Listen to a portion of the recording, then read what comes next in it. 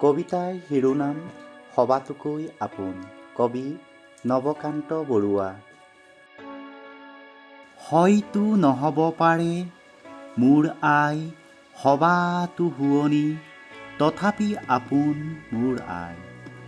গছ লতা ফুলে ভৰা এইখন ধুনীয়া ধৰণী, তেৱে মোক দিলেহি চিনাই। হয়তো নহ'ব পাৰে মোৰ দেশ সবাতো চহকী, তথাপি আপোন মোৰ দেশ। ইয়াৰ নগৰ গাঁও জান জুৰি প্ৰাণৰ চিনাকি, যাৰ নাই মহিমাৰ শেষ। হয়তো নহ'ব পাৰে মোৰ ভাষা সবাতো সুৰীয়া, তথাপি আপোন এই ভাষা। তাৰেই প্ৰকাশ কৰোঁ অন্তৰৰ ভাৱ কুমলীয়া, সুখ দুখ স্নেহ শান্তি আশা। মোৰ আই মোৰ দেশ মোৰ ভাষা ভাল পাওঁ, তাৰে মই চিনিম জগত।